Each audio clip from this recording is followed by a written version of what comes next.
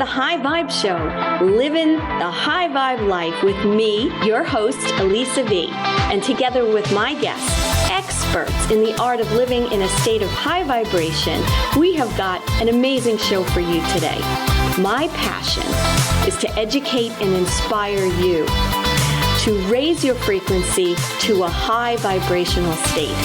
Whether you're an awakened soul to the power of your own consciousness as a light being, or you're new to this spiritual path of expansion and growth, which is made possible through vibrating at a high level, you are in the right place. So stay here to experience fun frequency upgrades now, so you can manifest all you want and help to raise the collective vibration of our wonderful world. Let's hit the restart button and high vibe it together. The High Vibe Show starts now. Hello and welcome to the High Vibe Show. I'm your host, the Queen of High Vibe, Elisa V, here on Transformation Talk Radio. Happy Monday. I am so glad to have you here because today is our 12th episode of my series entitled Secrets to High Vibe Wellness, in which Dr. Pat and I have teamed up to share some of the best kept secrets for embracing an empowered mindset and effective techniques to be a creator of well-being in all dimensions of your life. Today, I have the pleasure of delving into ways to live a high vibe life in the area of intellectual wellness. And with our special guest today, Victoria Reynolds, in addition to my partner in crime in this series, Dr. Pat, we're going to take a look at this dimension, the intellectual dimension, which basically focuses on lifelong learning, broadening your knowledge and building skills, and just encouraging yourself to stay curious and learn and take part in creative activities to ensure your mind stays healthy and active. So welcome, Dr. Pat and Victoria. Thank you. Great to be here. Thank you. Hi, Victoria. Hi. This is an exciting show. I mean, in the 12-part series we've done, we really touched upon a lot of things. And Victoria, we're really so grateful you're here to join us in this one, because we are, we're looking at a shift.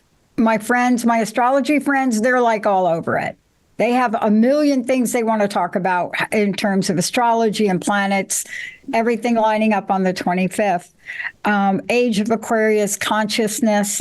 And then my Asian friends want to talk about the year of the snake, and they made sure I wore a snake scarf today. So there's so many things that, we're here to talk about. But the most important thing is, I think, your quote that leadership is not a destination, but a journey. And boy, do we need a new level of intellect for that. Just saying. Absolutely. What's really interesting about the leadership we've had on the planet for the last, 10,000 years. Yeah.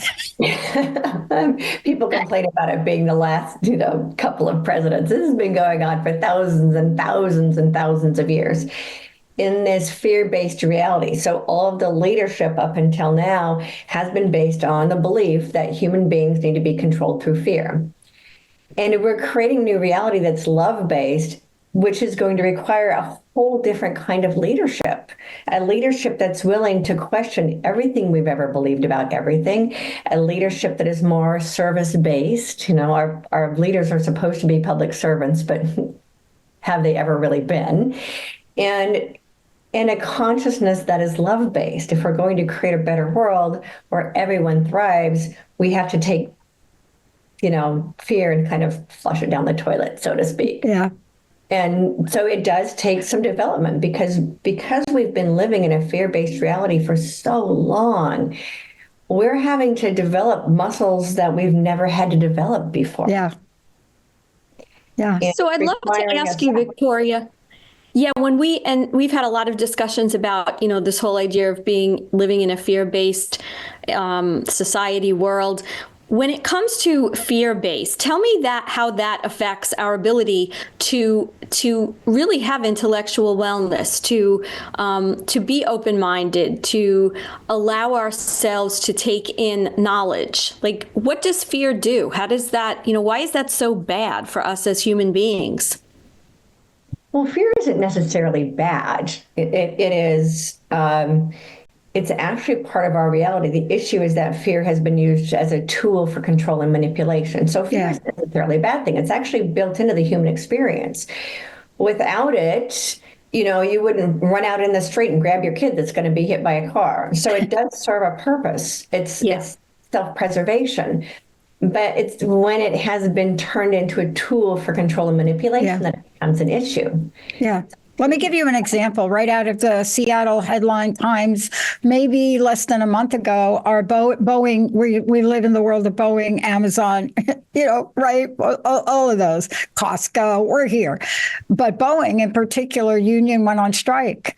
And how do I know that? The Boeing union has been so kind to my research. But the bottom line is they really were fighting for things that were taken away from them. They didn't quite get the pension back, but it was down to the last day. And they were really hard working to negotiate. And the CEO, the new CEO of Boeing, who's supposed to make sure the planes don't fall apart now, the new CEO of Boeing comes out, makes the headlines. You know what the headlines read in Seattle the day before the vote? They better make this vote happen tomorrow or else. Hello, what is that? If that's not fear, you got to define it for me better, Victoria. But that's an example of, now, what happens with that in terms of intellectual? Well, first of all, now you get everybody jacked up and they're not thinking, let's sit down, common sense, let's do the math, let's do the numbers, let's see what we can get. No, they're not. They're just really annoyed at you. And let's talk about that, because leadership is not a destination, but a journey. And for it to be the journey that you're talking about, Victoria, you have to have more intellectual management, more ideas about things. But try this on yourselves, everybody. Try to have fear and faith operate together. They can't. They can't. And if you have fear, you don't have faith. And I don't mean faith religious. I mean belief. You understand what I'm saying, right? I mean the hope, right? So what is it about that fear breaks down for us, Victoria? Because you know better than anybody in the work you do, especially on conscious leadership, it is very difficult to have a sane conversation if you're staring at the eyes of a rhinoceros. just say it. Actually, we call them dinosaurs, but same idea.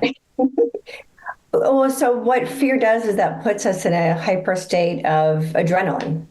And when we're in this state of adrenaline, it's almost impossible to think clearly. As you were saying, if you're staring down the face of a dinosaur, I use the term lion. If you're being chased by a lion, the only thing you're doing is self-preservation. You're looking for a tree to climb, but you can't think clearly. All of your focus is going on survival. And that's where humanity has been. Our entire focus for eons has been on fear and survival, and this belief that there's lack, there's belief that there's a monster that's out to get us, whatever that monster might look like. The media is great at making these great big media monsters. Our movies are great at creating fear, and the reason these movies do so well is because of the adrenaline rush that people get from that, not realizing that fear is keeping people in a constant state of adrenaline, which is stress and inflammation and an inability to think clearly. So all of our systems are fear-based. And as long as they're fear-based, it takes a really strong, discerning mind to be able to pull ourselves out of those fear-based beliefs, as I call them, because pretty much every belief on the planet is fear-based. Pull ourselves out of those beliefs and raise our consciousness to ask, is this fear disguised as love? How can I see this through the eyes of love? How can I discern this through more discerning eyes? But most people don't. They just believe what they hear from, we've entered, as I started saying, a few years ago, that in this age of the information age we're presently in. So this information age started with the internet. With the information age came the ability for anybody to speak their truth, to tell their perceptions. And so what it's done is it's forced humanity to grow up a little bit and start using this muscle of discernment, which is a brand new thing. I mean, some of us have been using it longer than others, but most people have never had to use their muscle of discernment because they blindly believe their preacher, their teachers, the media. And it wasn't until the information age, where all of the information is now made available, that we've actually had to stop, think, and discern. Is this really what's best for me? Is this really loving? Is this fear disguised as love? And that's the tricky one. Yeah. And I think sort of a clarification to, our listeners today, when we think of intellectual, sometimes we think of like hard facts, right? We think of like picking up a book and reading it and sort of educating yourself. But I think what we're talking about today is sort of the ability to use that thinking and also use our inner guidance in conjunction. That's what kind of helps us to become more enlightened or smarter or, gather everything and then be able to. So I wanted to ask you, Victoria, I know that one of the things that you speak a lot about is sort of the inner guidance, and you mentioned it before. If we were going to sort of give a little how-to, right, because people are getting hit every day from all ends, right? Like you said, whether it's in church or it's, in school or the media or, right, there's all this stuff that's coming at them. What is one of the ways or a few of the ways that they can develop their own reliance on their inner guidance? So one of the things that I teach is learning how to listen to your inner truth, which of course, right, we talk about intuition being in the gut. So the gut is actually, science calls it the second mind, because the gut is so good at being able to discern what is best and what is not best for us. I don't like to use right, wrong, because what's right for me might not be right for someone else. So what's best for each of us? And we all have that internal guidance system. It's a matter of taking the time to question it. So people might be on their social media and they believe everything they're seeing on their social media. Or how you were saying, pick up a book and read a book and assume that what you read in the book, that's someone else's experiences, somebody else's perceptions of their experiences. And every person's perception is going to be unique, one, based on their own experiences, based on the what I call hand-me-down beliefs they might have experience coming down from their family, and based on what their soul's experience is, because every soul is experiencing the human experience differently. So we all have our own unique inner guidance. I always ask, how can I see this through the eyes of love? How can I see this through the eyes of love? Show me what is true. Show me what is true. And the other thing that I really want to impart on people is that the deception is based in fear and the truth is based in love. It's a really, really easy way to discern what is true and what is false. You know, the angel and devil, right? When we were kids, it's like the devil's on the left shoulder and the angel's on the right shoulder, which is really interesting because that's kind of how it is. Like the egoic personality part tends to be on the left, not always for everybody, but tends to be on the left side for a lot of people. And the voice of inspiration tends to be on the right side, the more feminine side. So it's really, really, really important when we take the time to ask, is this true? What is the truth and what is best? And then listen, because the truth is always loving 100% of the time. Yeah. It doesn't judge another person.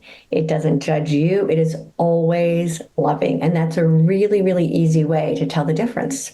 Mm-hmm. It's interesting. I don't know how many of you watch football, but, I've been a football watcher since I was a little a little girl, when you have three girls, dad makes the best of it, just saying, right?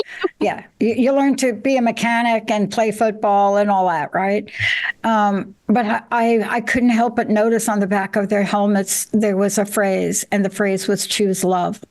On the back in the white space of every helmet of every team, it said choose love. And yeah, I know, Victoria, right? I was like, Linda, does that say choose love, or is that like a commercial for something? And it was like, no, choose love. And it was in the white space in the back of every helmet on every team. And I was so struck by that. And then on the heels of that, something so frightening happened to millions of people, and they didn't know it. And you saw fear. TikTok pulled the plug for a short period of time. And now most people don't know what's going on. They just know what happened, right? And you could hear the panic. At least the text that I got from people is, what happened to my TikTok post? I mean, it was like in a frenzy. And I said, well, it's just down for a minute.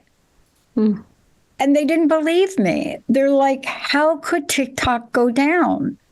I mean, I said, no, it's not us. It's not our network. We really did try to post things, right? And they're like, but no, TikTok can't be down. You've got to be wrong. I said, you know what? Go turn on the news or go Google something. But that caused panic.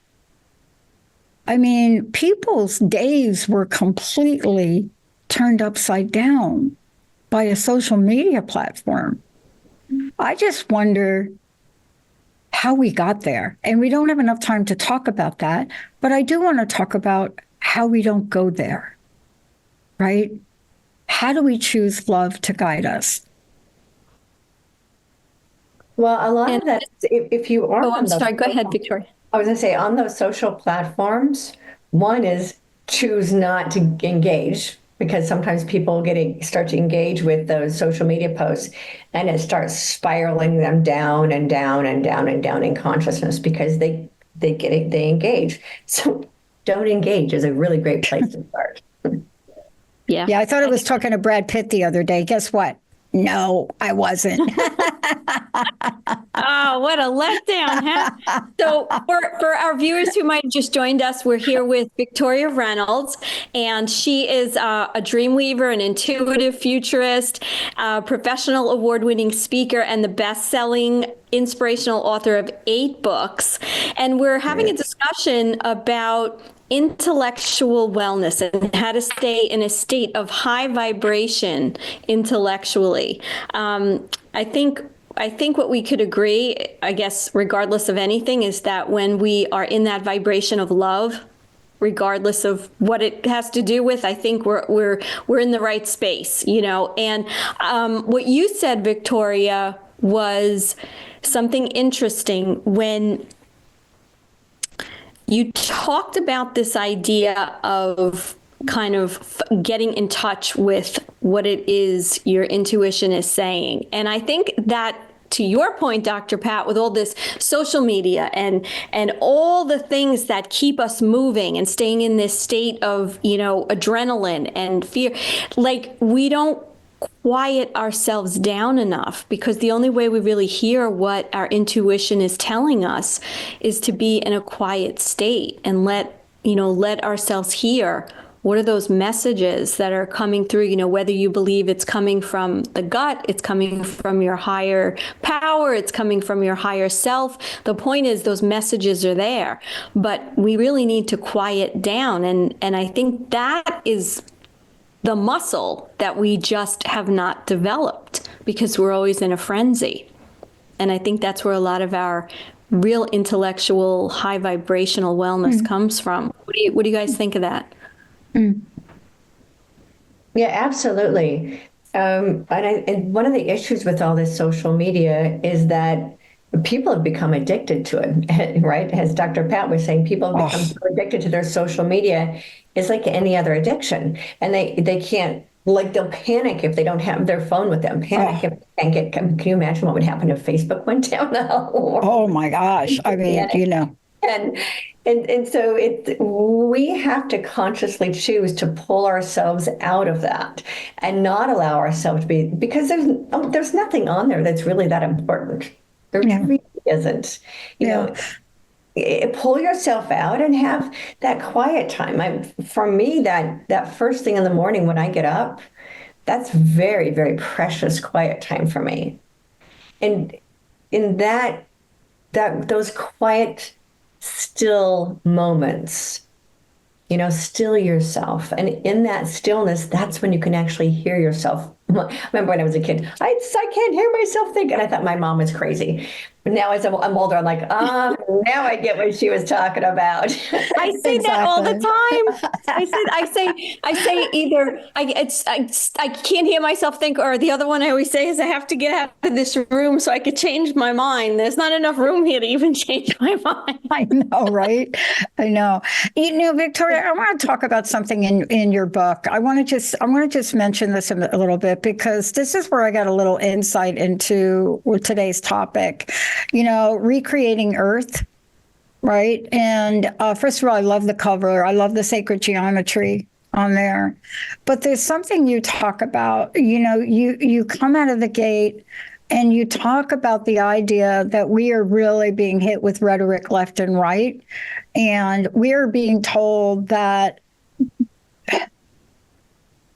I always think about my grandparents when I hear the phrase, America sucks, or America's doing bad, because my grandfather and grandmother, they were like, this is the best country on the planet. You have no idea.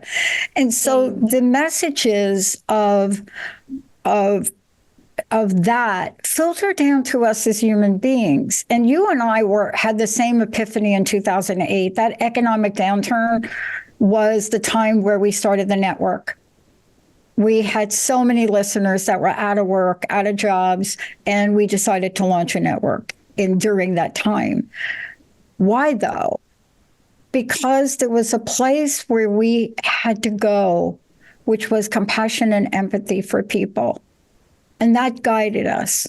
Can you talk to that? Can you talk to the value of, what is the expression, walking in another person's shoes? Because that's also an intellectual, if not emotional, aspect of our transition. Yeah, and what's really interesting is that walking in another person's shoes is just another way of saying the golden rule: treat other people the way you want to be treated. Yeah. Right. And so, and it seems like, it's the oldest advice in the book, literally. And people still have a hard time with that.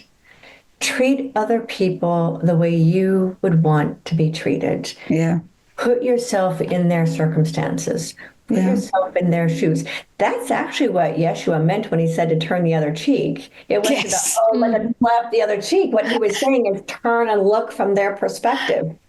Turn and look from the other, get a better viewpoint. But so many people are so laser focused that their way is the only way, and their way is the right way. Yeah. Well, right now it's this way and this way. But if you're only looking to the right, you're missing most of the picture. And if you're only looking to the left, you're missing most of the picture. So we have to first be willing to understand that putting ourselves in other people's shoes, trying to really understand, genuinely try to understand why other people believe and feel the way that they do, from that heart of compassion. And so one of the things I was stating in that book is that compassion is actually the core of a human being. We were told this lie that competition is the core of human beings, but all the scientific research that's been done shows that compassion is actually the core makeup, not just of human beings, but all animals. And the reason human beings have been so successful is because of our ability to cooperate, not compete. And we were fed this lie to keep us divided and conquered and separated. And enough of us are saying, that just doesn't work for us anymore. Yeah. We know that when we unify, we can change everything for the better for everyone. Yeah. I'm not perfect at this. I don't think anyone is, but I got a hard lesson in 1990. 5. When I went back to school, California, Dr. Sherilyn Grandros, and we had a debate in class about strawberry pickers and immigrants that come to our country. There was a big debate. And Dr. Grandros made one point. She said, that's it. That's the end. Y'all are going to go on a field trip. And what did she do? She arranged to have our class go pick strawberries for 2 days. That was the last time that I ever commented on the workers in the field that pick our fruit and vegetables. I could not believe it. And my friend in the debate, who was so opposed to our position, said, I don't know any white people that would pick strawberries. I mean, that was his turnaround. I mean, I'm not sure that's a true statement, but what was he saying? See, we couldn't know. We couldn't understand what 4 o'clock in the morning on a strawberry field, spending most of your day bent over. And by the way, I can't tell you how many bushes of strawberries I had to pay for because I crushed them. Right. But if we could do what you're talking about, that's the 5th dimension of intellectual learning, what we're talking about now, isn't it? Yeah, and I think an important thing to realize is that being open, having that sense of being able to listen, to hear another person, doesn't mean that you're not grounded in your own beliefs or that you are not going to stay within, the realm of your own boundaries. It just means that you have the ability to be secure enough to listen and to contemplate another perspective that may actually be one that works for you, or it doesn't, but that's okay. You're still able to allow that to be. We're coming to the end. This went so fast. We could keep going. Victoria, tell everyone how they can follow you or get in touch with you. Well, the best way to find me is at victoriareynolds.com. Easy peasy. Easy. Yeah, and let's get a copy of your book so we can talk about Metatron next time you're on. Okay.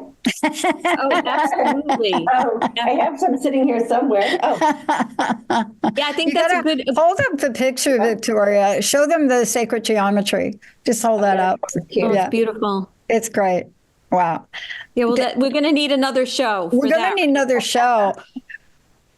Absolutely. Oh, how fast did this go? It went so fast. I know. Oh, my God.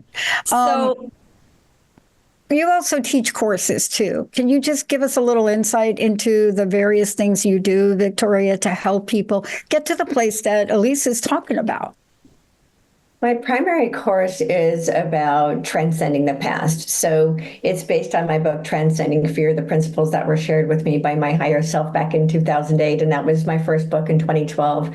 I've since published a second edition of it in 2023.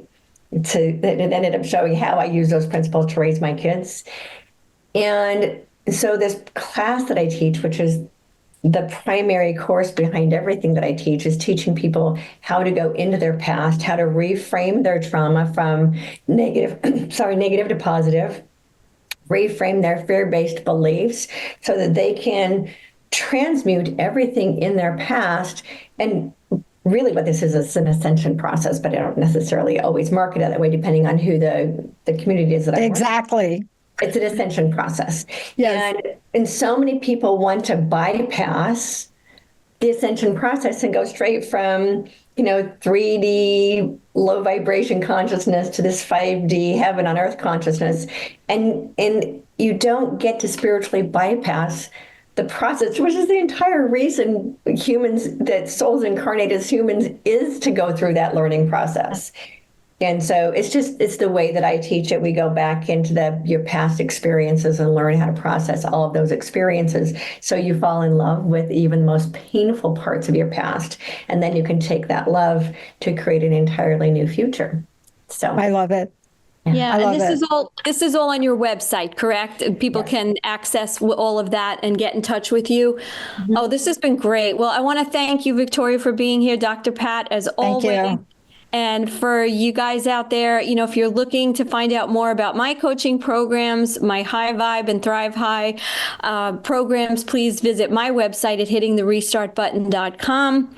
And just remember, if you stay in a frequency of love and abundance and gratitude, you're going to be vibing high. Have a great day, everyone. Thank you, everybody.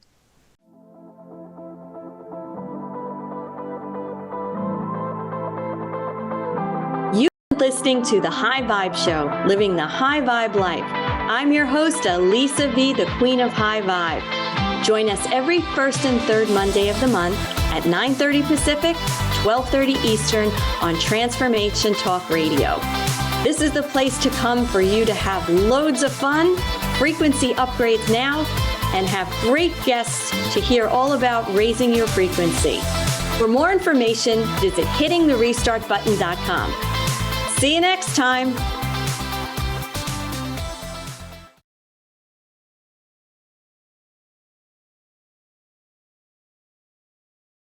Yahoo News is calling Impact Health Sharing the disruptor in the $4.6 trillion healthcare system. That's right, full medical freedom. Choice of doctors, clinics, all the medical bills are reduced to fair market value, which is amazing. And the premiums are 30 to 72% cheaper than their competitors. So just call 844-275-1056 and use High Vibe for a free quote.